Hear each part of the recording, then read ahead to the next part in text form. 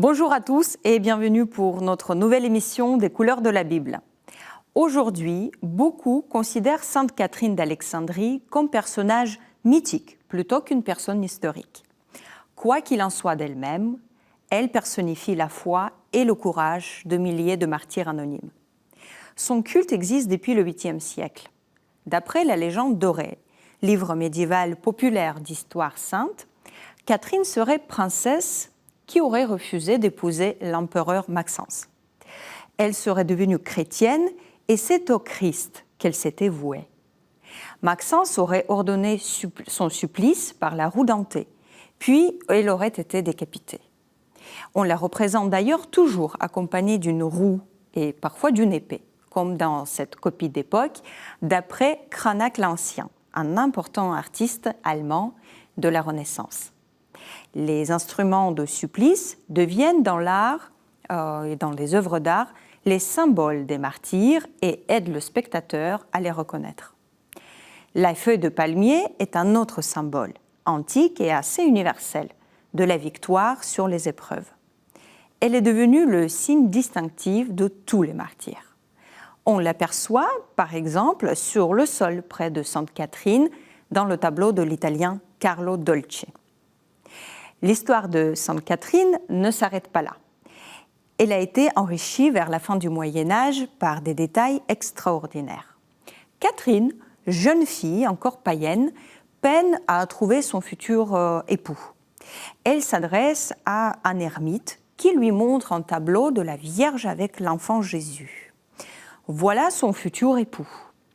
Pourtant, il y a un problème. Catherine n'est pas chrétienne et le Christ ne peut pas lui être présenté tant qu'elle ne suit pas son enseignement.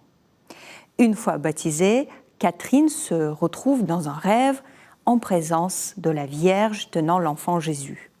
Le Christ lui glisse un anneau sur son doigt que la jeune femme portera désormais en signe de sa fidélité. On appelle cette scène le mariage mystique de Sainte Catherine. Ce mariage est une allégorie de l'union à Dieu, un geste symbolique par lequel la jeune femme fait notamment le vœu de rester chaste. D'autres saintes ont vécu cette union mystique, comme par exemple Sainte Catherine de Sienne ou Sainte Thérèse de Lisieux, pour ne citer que les plus connues. Dans les images du mariage mystique, on voit systématiquement apparaître la Vierge, l'enfant Jésus, Catherine et parfois d'autres saints. Sainte Marguerite se trouve derrière Sainte Catherine dans ce tableau. D'après la légende, un dragon l'avait engloutie, mais elle s'en est sortie vivante. On la reconnaît grâce à la tête de dragon qui ici ressemble plutôt à un chien. Sainte Barbe est sur la droite, reconnaissable à la tour derrière elle, où son père l'avait enfermée pour son refus d'épouser un païen. Derrière, on voit aussi Sainte Dorothée, qui tient une corbeille de fleurs du jardin de son époux, qui est le Christ en fait. Toutes les quatre sont des martyrs de la virginité ayant refusé de se marier contre leur gré en restant fidèles au Christ. Il n'est pas rare de les voir regroupés ensemble, en plus dans une scène de mariage mystique à côté de la Vierge Marie. Dans la vision du mariage mystique du Christ, sa mère, la Vierge Marie, manifeste son consentement. Dans le tableau de Carlo Dolci, c'est elle qui scelle l'union en mettant la main sur les mains des deux époux spirituels, un peu comme si elle jouait le rôle traditionnel de la mère de l'époux céleste. Cela semble logique. Sa proximité et sa tendresse dans les images de la Vierge à l'enfant la rendent tout naturellement impliquée. Chez Véronèse, les mains de Jésus, de Catherine et de Marie sont très proches. Il faut regarder attentivement pour les distinguer.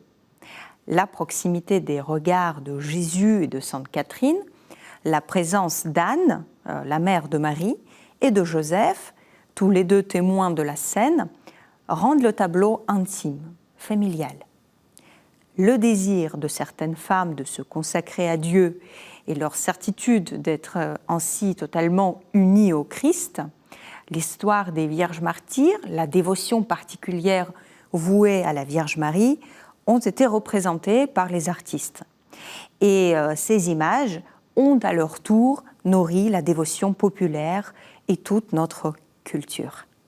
Merci à tous de nous avoir suivis aujourd'hui. On se retrouve la semaine prochaine pour aborder un sujet très important dans l'art, l'Assomption de la Vierge.